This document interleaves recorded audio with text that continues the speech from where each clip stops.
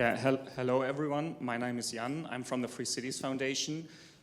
With the Free Cities Foundation, we are advancing the concept of, well, free cities. These are autonomously governed cities that have a special legislative framework. So the rules in this city differ from the rest of the country, and the way that this is achieved is by negotiating with the government. So this is a setup that works in cooperation with the government because, well, we want to have the legal certainty, we want to have the legal stability, and this allows people and businesses who live or work in the city to have a different set of rules they abide by.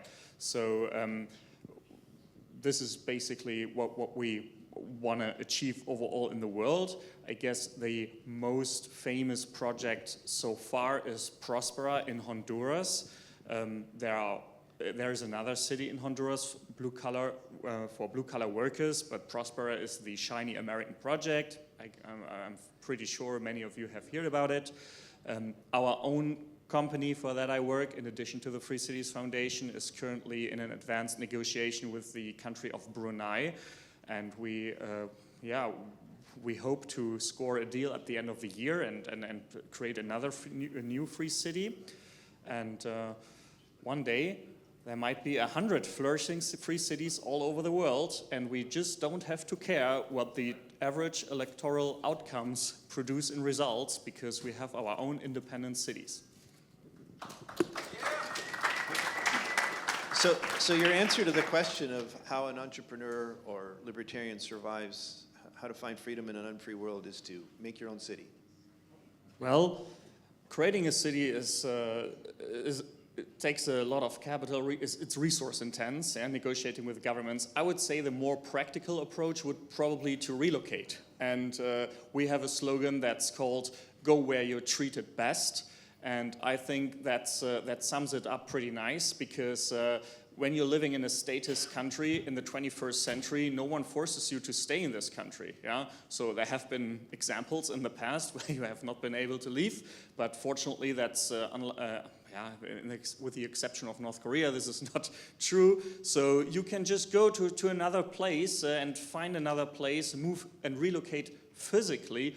Or if you are not ready to leave your loved ones behind, you might want to take it a bit easier and just relocate virtually by starting the company in a jurisdiction that has more favorable rules. Yeah, I mean, that for sure that doesn't work for manufacturing jobs, but I mean, most entrepreneurs in today's world go into the service industry, tech, banking. And these are all business cases where no one forces you to incorporate in your home country. I would even go as far and say, as an entrepreneur, you have the obligation to your own stake and shareholders to incorporate in a jurisdiction that treats you well. Hey, there's an idea. You have a fiduciary obligation to vote with your feet for shareholders. That's an interesting idea. Okay, Marcin? Hi, I'm Marcin Chmielowski. I'm from Poland, and I've got 2 jobs or 2 careers, if you want to say it like that. First of all, you can see this logotype, Fundacja Wolności I Przedsiębiorczości. This is my first job. Currently, I'm a project manager. I was a vice president for around 12 years together with Jacek. We were, in a sense, an entrepreneurs, because we've never took any public money to run or operate our programs. I think that we've done a lot of good things, but 12 years for me is just a really long time. So yeah, because I always preferred to be an outsider, and libertarians are very tolerant, and only way to become an outsider from a libertarian world is to go to work for the government. So I work to go to a government. And in Poland, we've got an office of ombudsman for small and medium-sized enterprises. This is a kind of institution that helps Polish entrepreneurs or companies that are registered in Poland, because we don't care about your ethnicity. If they have some problems with institutions like Polish IRS or Polish Social Security, etc. And so this is my main job now, but please be informed that I am on a holiday now, and all my statements here are given just by me. This is not any kind of official official opinions made by directors of this ombudsman office, because I am one of the directors there. I've got the biggest area of responsibility for voivodeships in Poland, second biggest city, and biggest industrial part of Poland, Silesia. So yeah, there's a lot of things to do, and honestly, first thing is I'm trying to give a help to entrepreneurs to thrive in statist country. But by the way, this is not a situation like in, let's say, Iran or North Korea. No, well, Poland is quite normal place if you're talking about investments. And second thing is, slogan of our conference is fighting the state from within. So I'm doing that. So yeah.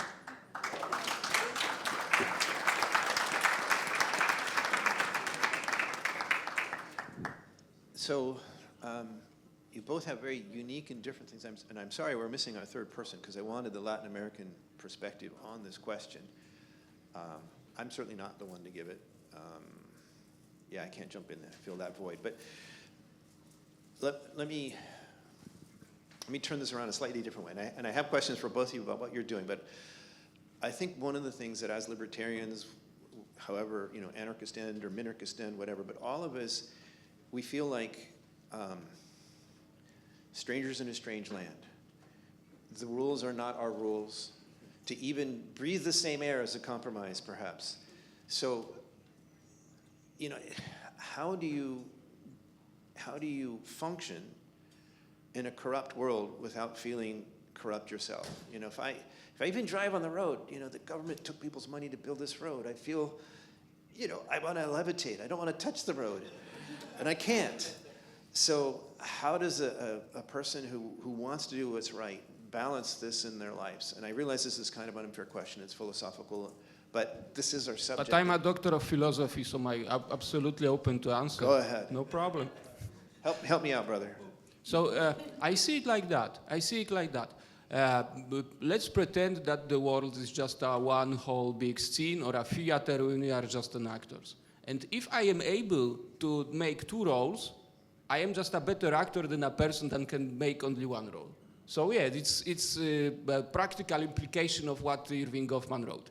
So yeah, so this is my idea of how to deal with this. Just like Lobo said, important question, so I'm doing it like that. Also, I feel positive outcomes from my job. I can see it, and let the money speak.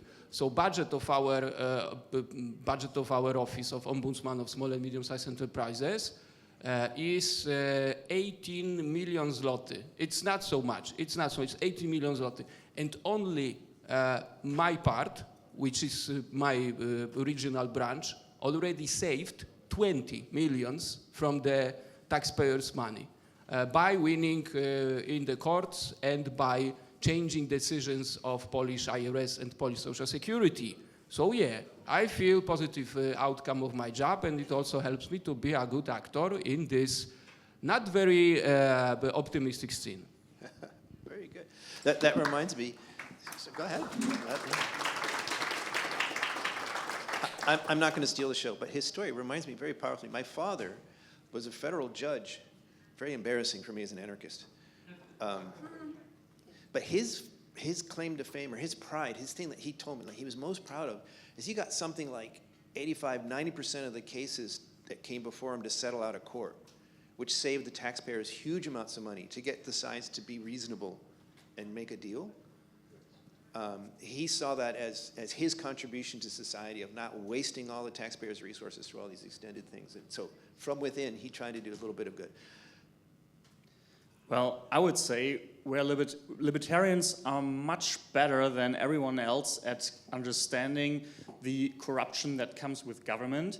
And we have governments all over the world, right? So you find corruption and those kind of unfair things, unmoral things that happening, unjust things, they happen all around the world. Libertarians sometimes lack to see the unfair things that happen in the private sector. And when you go around as someone who's active in the business world, you see that the evil is not one-sided coming from the government. There are many private actors doing evil in our world as well. And as an entrepreneur, personally, I would say you have to have your own moral compass and live by a certain set of values that you define that will basically define your business partners, because you will attract people who share your set of values. And well, everyone has to make this decision for them own, but personally I would advocate for having certain higher moral standards. And but yeah, you will inevitably encounter people who do it differently, who approach business differently, and these will not be exclusively government bureaucrats or elected officials. It will also be people from other businesses who act very unfairly. I think that's just realistic to acknowledge. And well, you have to find your way through it. And like I said, personally, I think live by your set of values. That like this will determine whom you will be dealing with whom you will be making good business, and ignore everyone else, frankly speaking. Yeah, because there are a lot of people who want to drag you down. Some are elected officials, others are your competitors, and yeah, just focus on your mission. Enact your vision and find people who support you, and go and build a team to head towards your goal. Yeah, but ignore all the shit that is happening around you. Otherwise, you won't make it in this world. Thank you very much for that. I don't have an answer either, but I'll just mention, like, we didn't set the rules of this game. We didn't build this world this way. So that doesn't mean, okay, so nothing's our fault and we can do whatever we want, but I think that is important. You know, we can't go around doing a mea culpa all the time for things that we didn't set up. And yeah, so let me dive into your theme a little bit with this city business. In a way, it's analogous. You know, how does a person feel good about themselves, uncorrupted in a corrupt world? How does a city remain free in an unfree world? Like, you make a deal with the government, you're not an independent country, and if they decide they're going to have a national sales tax or whatever, you still have to, you can't ignore their rules. So how free can a free city be? Well, it can be extremely free, because during the creation process, we negotiate the internal autonomy that the city is going to have. Yeah, so it might be the case that the government is not willing to give up the autonomy in certain fields, yeah? And then we have to live by the rules that the government creates. But in other aspects, we might have our own rules. For example, immigration is always our top priority. Otherwise, we cannot basically determine who is allowed to enter the city. So we always need to have a parallel migration regime to allow residents from the outside into the city. Yeah, but there might be other cases. Let's say family law. Yeah, who is allowed to marry whom? Who can adopt whom? These kind of questions might be the case that we have to live by the rules of the state. Your question regarding, and if I can basically assume a bit, what you might have asked in an underlying question is, what happens if the government changes their mind, right? So that is a typical question. And let me just give you the example of Prospera in Honduras, which I already mentioned once. Prospera is an American LLC that operates in Honduras. And when the socialists took power 3.5 years ago, they had an election campaign against the ZEDI framework. The ZEDI framework is basically the law under which the private city was established. And so they campaigned against it. They had to do something against it because they promised it to their voters, right? So the moment they started acting against the ZEDIs, some US senators started calling up the Honduran government. And this is, I mean, we have a lot of Americans in the room, so you understand this way better than I do. It's against the American pride to attack one of the US companies, right? So, so the Prospera people didn't even have to remind the US senators. The US senators just do it themselves, yeah? And Also, there's international investment protection in place, which is a standard business procedure around the world. If you do international business and any of the parties doesn't deliver, you mostly go to international arbitration. And yeah, in Honduras, the Zetis filed a claim against the government that is in the billions. I guess it's 8 billions, 12 billions. Don't fix me on the numbers. But yeah. This is how we protect the cities against the influence of the state, and Honduras is really a good example because it has been under attack for the past 4 years by the government, and it's still standing, even though the law has been retroactively appealed by the Supreme Court, which is unprecedented in Honduran history, so it's usually not even done there, but they try to abolish it. It's still standing, and they are very positive that after the next election and at the end of this year, they're going to thrive. Okay, so just real quickly, what is the deal with the Honduran government? What is freer in your free city than in other places? For example, in Honduras, they have their own migration regime, they have their own taxation regime, they have their own police. The Honduran police is not allowed to enter the Prospera, for example. Yeah, if you are funny thing, they even have to build their own prison and incarcerate people within the city. Yeah?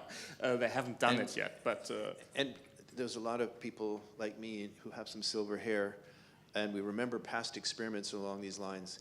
Laissez-faire City, in particular, was a horrific fiasco. And they completely failed to be able to negotiate a deal for their turf with any government anywhere in the world. How did you do this when they failed? Or how did you guys make a deal with Honduras when other people? Personally, I wasn't involved. My CEO was involved, so I'm probably not the best person to give a detailed answer to this. But what I can tell is there was a longer initiative which was presumably led by Paul Roma. He won a Nobel Prize in economics for his charter cities concept. So many of you might have heard about charter cities, but it turned out charter cities are the ideas to build a Hong Kong in Africa that it's governed by US bureaucrats. Yeah? So Paul Roma's idea was more like a Class A state should build a Class A city in a Class C state. Yeah? But it turned out no functional state around the world wanted to be the colonizer and basically load themselves with the political risk of going into another country. So in Honduras, they shifted this into a private operation, and it was a private company that stepped in, which is the free private city approach.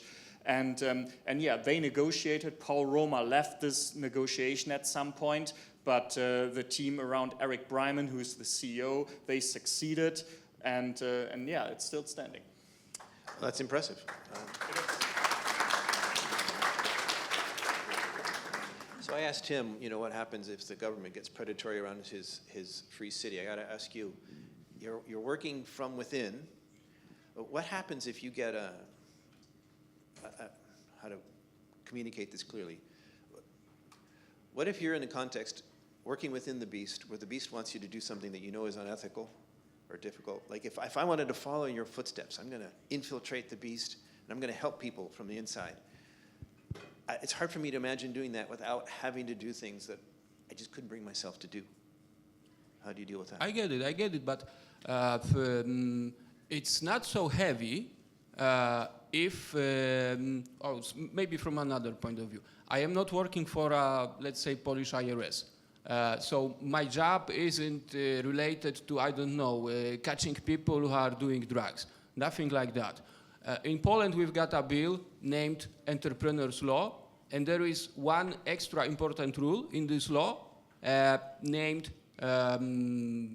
what is not forbidden can be done by an entrepreneur, of course. And my role is to protect this rule. So this is extra libertarian thing to do, with the exception that I am doing that thanks to taxpayers' money. So yeah, so that's the exception. But I don't have any kind of moral problems with convincing Polish IRS to stop unusual unusually high taxation on some companies. So this is not that situation. But also, by the way, because if we're talking about morality, as a doctor of philosophy, I love these kind of topics. I will tell you my short story about how I was feeling and looking for this job at the beginning and how I see it now. So I started that work a bit more than 2 years ago, almost 2.5 years ago. And firstly, I believe that it will be something like clash with people from Atlas Shrugged. So the bad characters from Atlas Shrugged. So I am fighting the state from within, and the state are just consumers of taxes taken away from almost libertarian Polish entrepreneurs. The fact is that it doesn't work like that. People from Polish bureaucracy or administration, most of them just want to see that there is 4 p.m. on the screen, and they can shut down the computer and they can go to their homes and they're done. And I understand that. This is not a problem for me. Believe me, you don't want to have overstimulated neural system, and you don't want to have overstimulated bureaucracy. And actually in Poland we don't have it. We just have too many rules, and many entrepreneurs can't understand lots of these rules, but the same goes to the bureaucracy. The same goes to the bureaucracy. If I have really skilled lawyers as workers of my regional branch, they can not only fight with the state from within, but they can also convince or teach bureaucrats how to properly use the law. And we are doing that also. And probably even, it probably even gives better outcomes. So this is how it works. At the beginning, I believe that this is good versus evil, but now I see that the real book that I am in is not Atlas Shrugged, but it's Pale King, written by David Foster Wallace. Maybe some of you already know it. It's a book about IRS workers and the problem that they have with very reputable work that they need to do. And it's quite existential. Great book, really. At least these guys know how to write a novel, because Ayn Rand, well, not so. So yeah, this is how it works from my perspective. I don't have this kind of very, very heavy existential crisis because I'm protecting very liberal law. Well, thank you very much.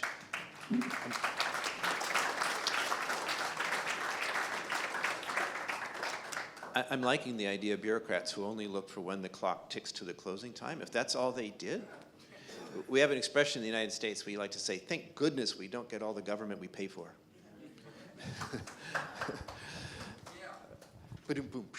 All right. Yeah, okay. and maybe to add to that, sure, go ahead. one of the most funny things that I've discovered, and I'm certain that everyone who is in business discovers this at one point, is how unfair the stakes are. Yeah, I mean, a private corporation that has millions of budget to hire lawyers, hires lawyers that bill like over $1,000 per hour, especially in the US, yeah, and they hire a full team of those lawyers. And then on the other hand, you have the bureaucrats, right? So imagine what kind of personalities face each other there, yeah? Of course, the bureaucrats also have legal support. They also hire the McKinseys and the other BCG consultants of the world. They also do this, but nevertheless, it's funny because the private sector has so much more firepower in terms of money to fight in the legal system than the state does. Yeah. All right. Well, I think we have a few minutes left, and maybe we could take some questions from the audience. Yes, sir.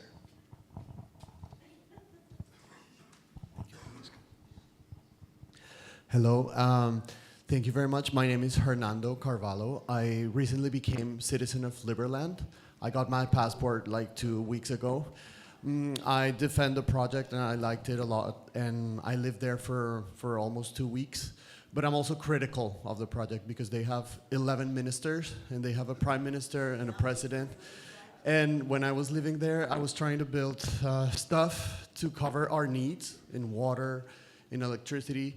But Jedlicka, the president, kept on telling us like, oh, you have to build a beach bar. And I was like, okay.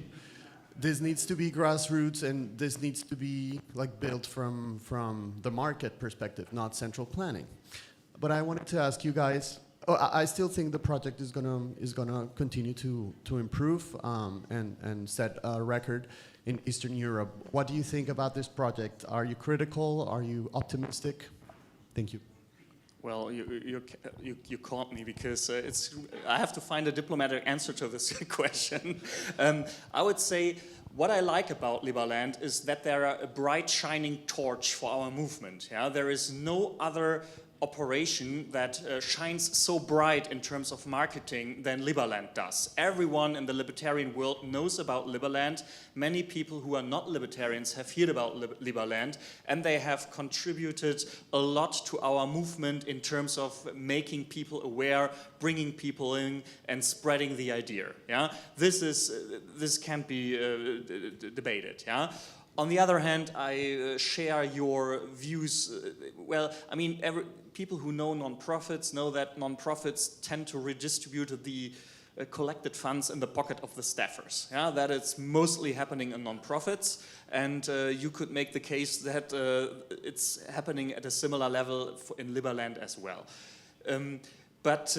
Yeah, it's like I said, they do a great marketing operation, and if you perceive Liberland mostly as a project that advances the cause by bringing in new people, by spreading awareness, then it's an overall good thing in my opinion. But I guess there are many aspects like the passports, which are sold at a pretty high price point, sometimes to people who think they will get entry to the EU by buying these passports, and I don't want to judge too harshly, but personally I wouldn't do this. Okay, and I'm not a diplomat, and I won't even try to pretend that I am. I think that the whole idea of Liberland is an idea that Witold Liczka wanted to show that even a political scientist can get rich. So yeah, I see it like that. I see no sense in buying a passport of a country that actually does not exist. In 19th century, we had a lot of projects, even in Texas, related to create this kind of ideal cities. And none of them worked, actually. The fact is that what worked, thanks to Jan and thanks to guys from his organization, is that they are not into utopian way of thinking. So in a sense, they also are fighting with the state from within. So you don't want to have an independent state country in Guatemala or anywhere else, sorry.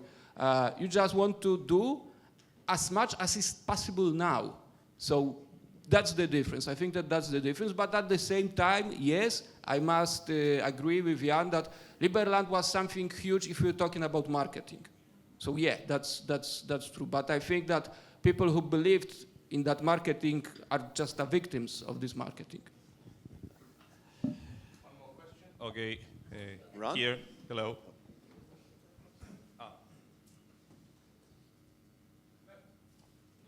Okay, thank you. Now that we have the one and only libertarian government in the world here in Argentina, what are your thoughts about bringing a free city here? And what are the constraints?